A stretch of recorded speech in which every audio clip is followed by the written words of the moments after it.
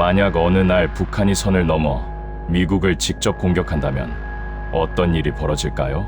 괌이나 일본의 미군 기지를 향해 북한의 탄도미사일이 발사되고 미국 정부가 이것을 실제 공격으로 판단하는 순간 한반도의 군사 상황은 지금과는 완전히 다른 단계로 들어가게 됩니다. 많은 사람들은 이 상황이 벌어지면 미국 본토에 있는 미군 전체가 한반도로 몰려올 것이라고 생각하지만 실제 전쟁은 그렇게 단순하게 움직이지 않습니다. 미국은 육군과 해군, 공군, 해병대, 우주군을 모두 한반도에 집결시키는 것이 아니라 당시 상황에 필요한 전력을 한반도와 일본, 괌, 그리고 서태평양 일대로 분산 전개하면서 작전을 수행할 가능성이 높습니다. 그리고 그 규모는 북한이 어떤 공격을 했는지에 따라 완전히 달라질 수 있습니다. 단순한 미사일 도발인지, 미군 기지를 실제로 타격했는지, 핵무기를 사용했는지에 따라 미국의 대응 수준 역시 전혀 달라질 수 있기 때문입니다. 그렇다면 북한이 미국을 실제로 공격하는 최악의 상황이 벌어진다면 미국은 어떤 순서로 움직이게 될까요? 그리고 북한은 세계 최대 규모의 군사력을 가진 미국을 상대로 얼마나 버틸 수 있을까요? 지금부터의 내용은 실제 전쟁이 임박했다는 의미가 아니라 공개된 한미연합방위 체계와 미국의 군사 전력, 과거 작전 사례를 바탕으로 구성한 가상 시나리오입니다. 상황은 북한에서 시작됩니다. 북한은 오랫동안 탄도미사일과 순항미사일, 장사정포와 방사포, 그리고 핵무기를 중심으로 비대칭 전력을 강화해왔습니다. 특히 북한이 미국에게 가장 큰 위협을 줄 수 있는 무기는 단순한 재래식 포병이 아니라 핵탄두를 탑재할 가능성이 있는 장거리 탄도미사일입니다. 북한은 미국 본토까지 도달할 수 있다고 주장하는 대륙간 탄도미사일을 여러 차례 시험했고 미국 역시 북한의 핵과 미사일 능력을 중요한 안보 위협 가운데 하나로 평가해왔습니다. 하지만 미사일을 개발하고 시험하는 것과 실제로 미국을 공격하는 것은 전혀 다른 문제입니다. 북한이 미국 영토나 미군 기지를 실제로 공격한다면 미국은 이것을 단순한 도발이 아니라 직접적인 군사 공격으로 판단할 가능성이 매우 높습니다. 그 순간 가장 먼저 벌어질 가능성이 높은 것은 대규모 폭격이 아니라 정확한 상황 파악입니다. 미국과 대한민국의 정찰위성과 조기경보 체계는 북한의 미사일 발사를 탐지하고 궤적과 예상 낙하 지점을 분석하게 됩니다. 미사일이 어느 지역에서 발사됐는지, 어떤 종류인지, 한 발인지 여러 발인지, 그리고 추가 발사 징후가 있는지를 확인하는 과정이 동시에 진행됩니다. 만약 미사일이 실제로 괌이나 일본의 미군 기지를 향하고 있다면 미사일 방어 체계가 움직이게 됩니다. 미국은 이지스 구축함과 지상 기반 요격 체계 등 여러 단계의 미사일 방어 능력을 운영하고 있으며 한국과 일본 역시 각자의 미사일 방어 전력을 보유하고 있습니다. 하지만 여기서 반드시 알아야 할 사실이 있습니다. 어떤 미사일 방어 체계도 모든 공격을 100% 막을 수 있다고 장담할 수는 없습니다. 그래서 미국의 전략은 단순히 날아오는 미사일을 요격하는 것에서 끝나지 않습니다. 추가 공격을 막기 위해 북한이 다음 미사일을 발사할 수 있는 능력을 어떻게 억제할 것인지가 훨씬 중요한 문제가 됩니다. 북한의 이동식 미사일 발사대와 지하 군사시설, 지휘 통제시설 등의 움직임에 대한 감시가 크게 강화될 가능성이 있습니다. 미군은 이미 한반도 주변에 상당한 규모의 전력을 운영하고 있습니다. 대한민국에는 주한미군이 주둔하고 있고 일본에는 주일미군의 공군과 해군, 해병대, 전력이 배치돼 있습니다. 괌 역시 서태평양에서 미국의 핵심 전략 거점 가운데 하나입니다. 따라서 북한이 미국을 공격했다고 해서 미국 본토에서 모든 병력이 한반도로 이동해야 하는 것은 아닙니다. 초기 대응에서는 이미 동북아시아와 서태평양에 배치된 전력이 중요한 역할을 할 가능성이 높습니다. 일본에 있는 미군 전투기와 지원 전력이 움직일 수 있고 괌의 전략 자산과 해군, 전력이 작전 준비에 들어갈 수 있습니다. 서태평양에서 작전 중인 미 해군 함정 역시 상황에 따라 한반도 주변으로 이동할 가능성이 있습니다. 그리고 여기서 많은 사람들이 떠올리는 전력이 바로 미국의 항공모함입니다. 미국의 항공모함은 단순히 거대한 배 한 척이 아닙니다. 항공모함 주변에는 이지스 구축함과 순양함급 전력, 잠수함과 군수지원함 등이 함께 움직이며 하나의 항모강습단을 구성합니다. 항공모함에는 다양한 함재기가 탑재되어 있기 때문에 바다 위에 거대한 이동식 공군기지가 나타나는 것과 비슷한 효과를 만들어냅니다. 하지만 북한이 도발했다고 해서 반드시 여러 척의 항공모함이 동시에 한반도로 집결한다고 단정할 수는 없습니다. 항공모함은 세계 여러 지역에서 임무를 수행하고 있으며 정비와 훈련 일정도 있기 때문에 실제 투입 규모는 당시의 전 세계 군사 상황과 작전 필요성에 따라 결정됩니다. 오히려 현대전에서는 항공모함 숫자보다 훨씬 중요한 것이 정보와 정찰, 공중전력 그리고 정밀타격 능력입니다. 미국은 위성과 정찰기, 무인기 그리고 다양한 정보 자산을 이용해 상대의 움직임을 파악하는 능력을 갖추고 있습니다. 북한과 같은 국가를 상대할 때 특히 중요한 것은 이동식 미사일 발사대입니다. 고정된 군사기지는 위치를 알고 있기 때문에 감시하기 상대적으로 쉽지만 이동식 발사대는 산악지역과 터널을 이용해 위치를 바꿀 수 있습니다. 북한은 이런 이동식 발사대를 이용해 자신의 미사일 전력을 생존시키려는 전략을 사용하고 있습니다. 따라서 실제 충돌이 발생한다면 미국과 한국은 북한의 미사일 발사, 징후와 이동식 발사대 움직임을 지속적으로 추적하는데 상당한 정보 자산을 투입할 가능성이 있습니다. 그리고 한반도에서는 동시에 또 다른 문제가 발생합니다. 북한이 미국을 공격한 뒤 대한민국을 향해 아무런 행동도 하지 않을 것이라고 가정할 수 없기 때문입니다. 북한은 휴전선 인근에 상당한 규모의 포병 전력을 운용하고 있습니다. 장사정포와 방사포, 단거리 탄도미사일 등은 대한민국의 직접적인 위협이 될 수 있습니다. 따라서 미국과 북한이 충돌하는 순간 대한민국 역시 사실상 군사적 위기의 중심에 놓이게 됩니다. 우리 군은 북한의 추가 도발 가능성에 대비해 감시와 경계태세를 강화할 가능성이 높습니다. 공군기지에서는 전투기가 즉시 출격할 수 있는 준비태세를 유지하고 해군은 북한 잠수함과 수상함의 움직임을 감시하게 됩니다. 육군 역시 휴전선 일대에서 북한군 병력과 포병의 움직임을 집중적으로 확인하게 됩니다. 특히 북한의 장사정포가 움직이기 시작한다면 상황은 더욱 위험해집니다. 북한이 전면전을 선택한다면 수도권을 포함한 대한민국 주요 지역에 대한 공격 가능성을 배제할 수 없기 때문입니다. 하지만 북한 입장에서도 전면전은 엄청난 위험을 의미합니다. 북한이 대규모 포격이나 미사일 공격을 시작하는 순간 한미연합군의 대응 역시 본격화될 수 있기 때문입니다. 현대전에서 가장 중요한 목표 가운데 하나는 상대의 지휘 통제 능력을 약화시키는 것입니다. 군대가 아무리 많아도 명령을 전달할 수 없고 각 부대가 서로의 상황을 알 수 없다면 조직적인 작전을 수행하기 어렵습니다.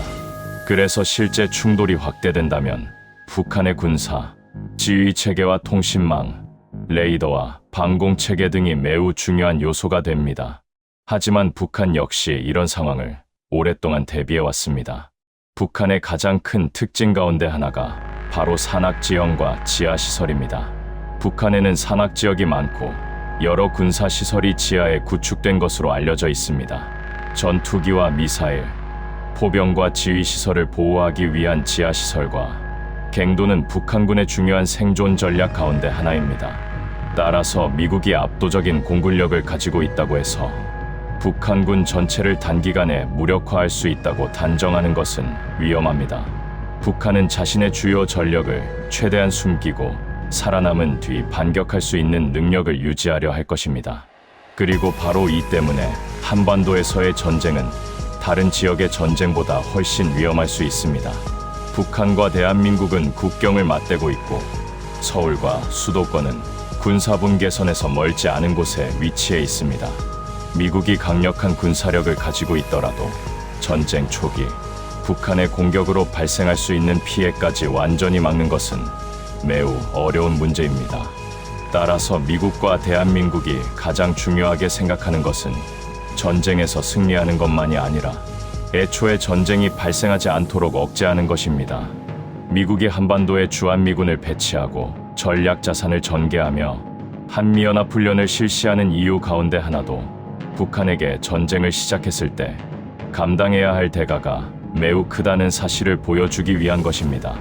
그렇다면 만약 북한이 핵무기를 실제로 사용한다면 상황은 어떻게 될까요? 이 순간부터 전쟁의 성격은 완전히 달라집니다. 핵무기는 일반적인 미사일이나 포탄과 비교할 수 없는 파괴력을 가지고 있으며 대량의 민간인 피해를 발생시킬 수 있습니다. 미국은 한국에 대한 확장 억제 공약을 유지하고 있으며 핵과 재래식 능력을 포함한 다양한 수단을 통해 동맹을 방어한다는 입장을 밝혀왔습니다. 하지만 북한의 핵 사용에 미국이 정확히 어떤 방식으로 대응할지는 실제 공격의 규모와 목표, 피해 상황과 당시 국제 정세 등에 따라 결정될 문제입니다. 인터넷에서 흔히 볼 수 있는 것처럼 북한이 핵무기를 한 발 사용하면 미국이 자동으로 특정 숫자의 핵무기를 발사한다는 식의 설명은 실제 군사, 의사결정 구조를 지나치게 단순화한 것입니다. 미국 대통령과 국가안보 체계는 당시 상황을 분석하고 군사적 대응과 외교적 대응을 포함한 여러 선택지를 검토하게 됩니다. 여기에 중국과 러시아의 움직임도 매우 중요합니다. 한반도는 단순히 북한과 미국만 존재하는 공간이 아닙니다. 북한 북쪽에는 중국과 러시아가 있으며 두 국가 모두 핵무기를 보유한 강대국입니다. 미군의 대규모 전력이 한반도에 투입된다면 중국은 이를 매우 민감하게 바라볼 가능성이 높습니다. 1950년 한국전쟁에서도 중국군의 참전은 전쟁의 흐름을 완전히 바꾸었습니다. 하지만 현재의 중국은 1950년의 중국과 전혀 다릅니다. 세계적인 경제대국이자 강력한 군사력을 가진 핵보유국이기 때문에 미국과 중국 모두 직접적인 군사 충돌은 피하려 할 가능성이 높습니다. 따라서 북한이 미국을 공격한다면 군사작전과 동시에 중국을 포함한 주변국과의 외교전도 매우 빠르게 시작될 것입니다. UN 안전보장이사회가 소집될 수 있고 각국 정상들이 긴급회의를 열며 국제금융시장도 즉각 반응할 가능성이 있습니다. 한국의 주식시장과 환율뿐 아니라 일본과 중국 그리고 미국 시장까지 영향을 받을 수 있습니다. 세계 공급망 역시 흔들릴 가능성이 있습니다. 대한민국은 반도체와 자동차, 배터리와 조선 등 세계 산업에서 중요한 위치를 차지하고 있기 때문에 한반도에서 대규모 전쟁이 발생한다면 경제적 충격은 아시아에만 머물지 않을 것입니다. 즉, 북한이 미국을 공격하는 순간 시작되는 것은 단순한 북한군과 미군의 전투가 아닙니다. 동북아시아 전체의 안보 질서와 세계 경제까지 흔들릴 수 있는 거대한 위기가 시작되는 것입니다. 그렇다면 북한군과 미군의 전력을 단순하게 비교하면 어떻게 될까요? 국방비와 공군력, 해군력 그리고 정보 정찰 능력만 비교하면 미국이 압도적인 우위를 가지고 있습니다. 미국은 전 세계의 군사기지를 운영하고 있으며 장거리 폭격기와 항공모함, 핵잠수함과 스텔스 전투기, 그리고 정찰위성까지 다양한 전략 자산을 보유하고 있습니다. 북한이 미국과 같은 방식으로 정면 대결을 벌이는 것은 현실적으로 매우 어렵습니다. 그래서 북한이 선택해 온 전략이 비대칭 전력입니다. 핵무기, 탄도미사일, 잠수함, 특수작전부대, 장사정포, 사이버전 능력. 상대가 압도적인 재래식 군사력을 가지고 있을 때 정면으로 경쟁하는 대신 상대가 가장 방어하기 어려운 영역을 공격할 수 있는 능력을 키우는 것입니다. 이것이 북한이 경제적으로 훨씬 어려운 상황에서도 핵과 미사일 개발에 막대한 자원을 투입해 온 중요한 이유 가운데 하나입니다. 북한의 목표는 미국보다 강한 군대를 만드는 것이 아닙니다. 미국이 북한을 공격하려고 할 때 감당해야 할 피해가 너무 크다고 판단하게 만드는 것이 핵심입니다. 이것을 군사적으로 억제라고 부릅니다. 미국 역시 같은 논리를 사용합니다. 북한이 대한민국이나 미국을 공격하면 북한 정권이 감당할 수 없는 수준의 대응을 받게 될 것이라는 신호를 보내 공격 자체를 포기하도록 만드는 것입니다. 결국 한반도에서는 서로가 서로에게 엄청난 피해를 줄 수 있다는 사실이 역설적으로 전면전을 막는 요소 가운데 하나로 작용하고 있습니다. 하지만 억제가 항상 완벽하게 작동하는 것은 아닙니다. 잘못된 정보와 오판, 기술적인 오류나 현장, 지휘관의 잘못된 판단으로 예상하지 못한 충돌이 발생할 가능성은 언제나 존재합니다.